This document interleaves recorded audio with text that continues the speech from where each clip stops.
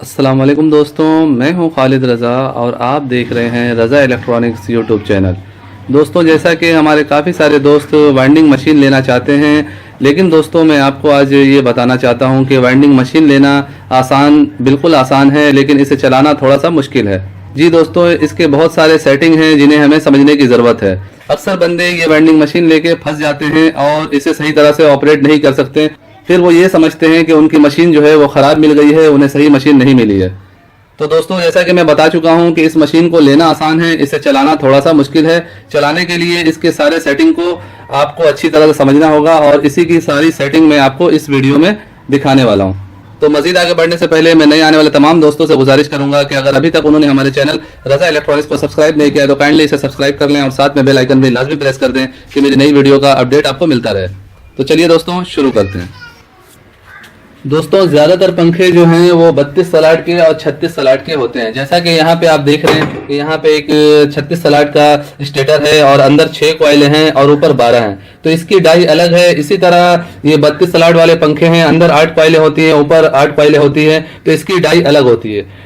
मुझे इस winding machine के साथ टोटल 4 डाई मिली है। जैसा कि आप देख रहे हैं यहाँ पे 3 डाई रखी हुई है और 1 डाई मशीन में लगी हुई है। इन डाई में ये सेटअप बना हुआ है। यहाँ पे जैसा कि आप स्क्रू देख रहे हैं, तो ये स्क्रू को हम ऊपर नीचे करके स्टेटर के हिसाब से कॉइलों का साइज छोटा बड़ा कर सकते हैं। जैसा कि ये डाई आप देख सकते हैं, पीछे हमने निशानी के लिए लिखा हुआ है 6-12, यानी जो 36 सलाट के पंखे अंदर 6 कॉइलें होती है, ऊपर 12 कॉइलें होती हैं, ये उसकी डाई है। और ये जो बड़ी डाई आप देख रहे हैं, इसमें एक छोटी डाई आपको मिलेगी। ये देखें, ये 2 सेट होता है और ये अंदर के लिए है, यानी 6 कॉइलें बनाने के लिए अंदर साइड के लिए बड़ी डाई लगती है और छोटी डाई जो होती है ये ऊपर के लिए होती है। अब मैं आपको इसे सेट करने का तरीका दिखा रहा हूँ। जैसा कि आप इसे देखें, ये यहाँ पे फंस रहा है, ये स्टेटर के अंदर नहीं जा रहा है। तो इसे हमने करना क्या है, यहाँ पे ये स्क्रू लगे हुए हैं, इन स्क्रू को लूज करके इन दोनों को थोड़ा थोड़ा पीछे कर देना है।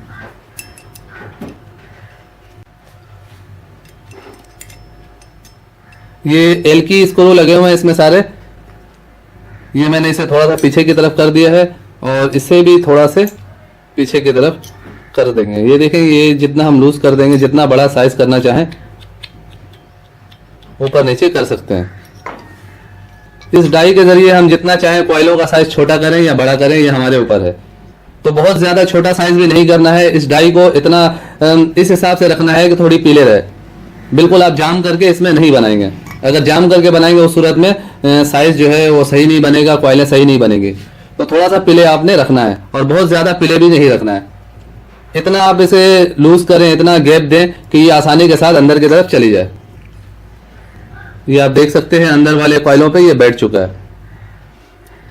इसका जो ये चौड़ाई वाला साइज है ये कम ज्यादा नहीं हो सकता है, ये इसका फिक्स बना हुआ है इस स्टेटर के हिसाब से। 36 सलाट के जो स्टेटर है उसके हिसाब से ये जो चौड़ाई है ये फिक्स बनी हुई है।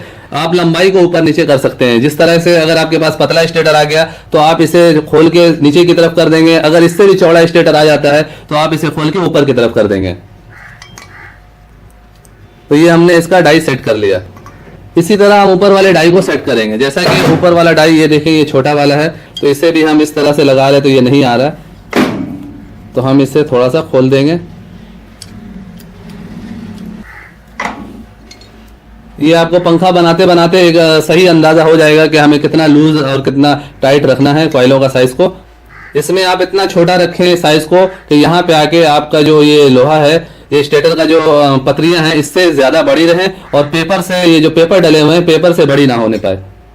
ये देखिए, थोड़ा सा यहाँ पे आके ये फंस रहा है, लेकिन ये खाली जगह पे आपने लगाना है क्योंकि ये 1-3 का पिच होता है। तो यहाँ पे अगर हम लगाएंगे ये डाई देखें बिल्कुल परफेक्ट तरीके से सेट हो जाएगी। अब हम 32 सलाट की बात करते हैं। 32 सलाट में भी इसी तरह ही है, एक डाई बड़ी होती है और दूसरी छोटी। जैसा कि ये देखें, ये 8-8 मैंने लिखा हुआ है, तो ये 32 सलाट के पंखों का डाई है। तो इसमें जो है हम पहले अंदर वाली डाई को सेट करते हैं। ये आप देख सकते हैं काफी बड़ी साइज है, तो हम इसे छोटी कर देंगे। दोस्तों, आप देख सकते हैं ये डाई आसानी के साथ सेट हो चुकी है और इस पंखे के हिसाब से हमने इसे सेट कर दिया है।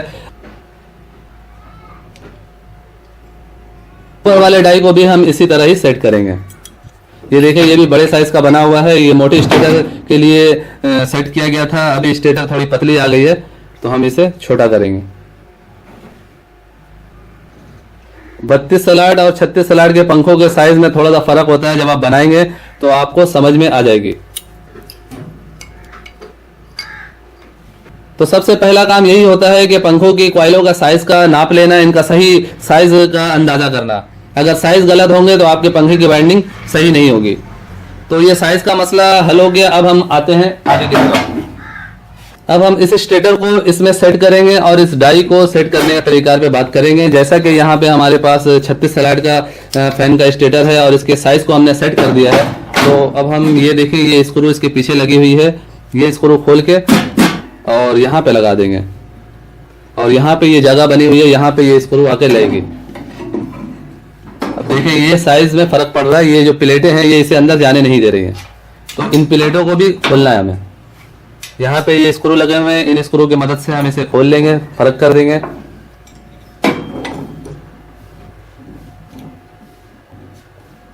और हमें इस डाई को इस प्लेट के दरमियान में रखना है, हमारी जो साइज है वो इस प्लेट के दरमियान में हो। अब ये स्टेटर देख रहे हैं कि काफी नीचे है, तो इसे ऊपर करने के लिए नीचे एक स्क्रू दिया गया है। यहाँ पे ये आप देख सकते हैं, ये स्क्रू है। इस स्क्रू को हम इस तरह से खोलेंगे, ये ऊपर नीचे, इसके जरिए हम अपने स्टेटर को कर सकते हैं। बिलफर्ज हमें यहाँ पे रखना है, तो ये मैंने यहाँ पे इतने ऊपर करके फिर इसको टाइट कर दिया। यहाँ पे सेट होने के बाद आपको ये सेट करना है। ये देखें, ये यहाँ पे आगे इस तरह से लॉक होना चाहिए। इसे मैं खोल रहा हूँ, यहाँ पे देखिए ये स्क्रू लगे हुए हैं।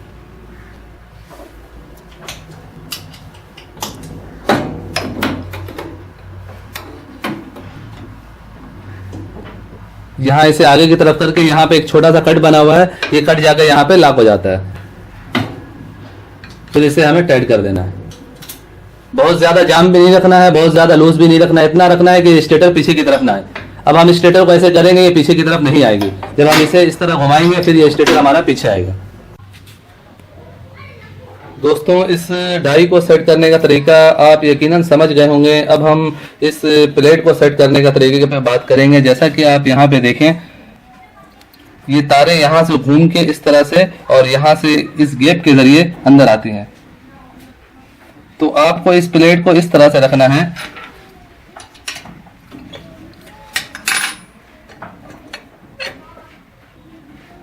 ये देखें, यहाँ से हम सेटिंग करते हैं, ये स्क्रू को लूज करके और हम इसे आगे पीछे कर सकते हैं इन प्लेट को।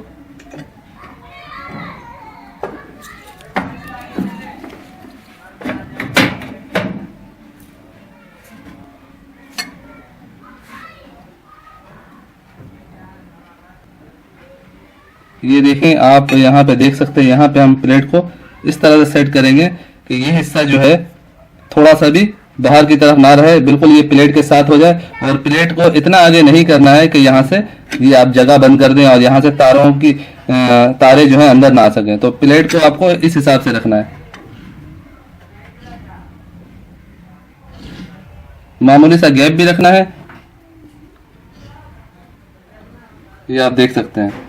इस तरह से करके हम इस प्लेट को यहाँ से टाइट करके यहाँ का प्लेट हमने सेट कर दिया है और इस तरफ भी इसी तरह ही किया गया है। यहाँ भी आप देख सकते हैं।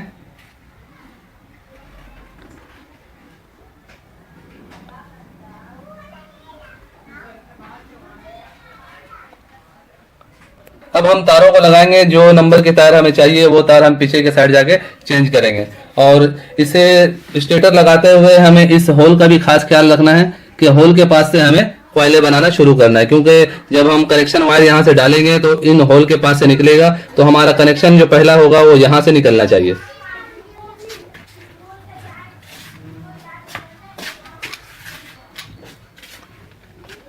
यहाँ पे देखें, यहाँ पे ये तार जो है यहाँ ये अंदर से गुजर के यहाँ से निकल रही है और इसके जरिए यहाँ से होते हुए ये तार, ये देखें,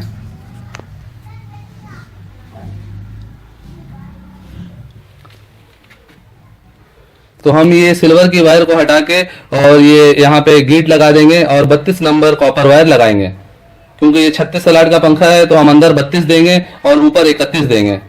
32 से हम 650 टन देंगे, क्योंकि ये स्टेटर की साइज जो है वो थोड़ी मोटी है, इस वजह से हम अंदर 32 नंबर दे रहे हैं।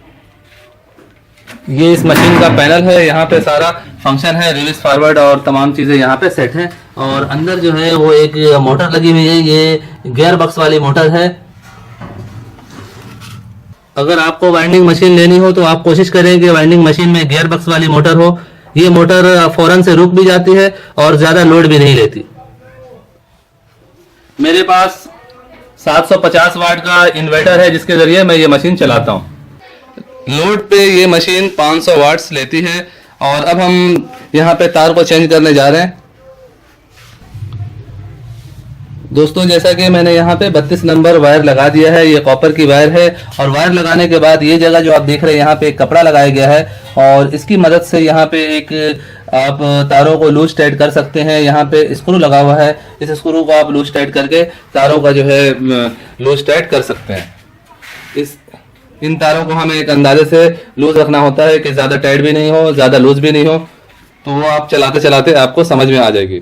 दोस्तों, इस मशीन की ऑपरेटिंग और इसकी सेटिंग की अभी बहुत सारी बातें बाकी हैं जो आपको बतानी है, लेकिन मेरी ये वीडियो काफ़ी लंबी होती जा रही है, तो मैं अपनी इस वीडियो को यहीं पे रोक रहा हूँ। इस वाइंडिंग मशीन को चलाने का आगे का जो भी तरीका है, इंशाल्लाह ताला आपको नेक्स्ट वीडियो में देखने को मिलेगा। सो दोस्तों, उम्मीद करता हूँ आपको आज की ये वीडियो अच्छी लगी होगी। वीडियो अच्छी लगी हो तो इसे लाइक कर दें और अपने दोस्तों को भी शेयर करें। और अगर अभी तक आपने हमारे चैनल रज़ा इलेक्ट्रॉनिक्स को सब्सक्राइब नहीं किया है तो काइंडली इसे सब्सक्राइब कर लें और साथ में बेल आइकन भी लाजमी प्रेस कर दें। सो दोस्तों, अपना बहुत सारा ख्याल रखिएगा, अपनी दुआ में मुझे भी याद रखिएगा। मिलते हैं इसी वाइंडिंग मशीन के नेक्स्ट वीडियो के साथ। अल्लाह हाफिज़।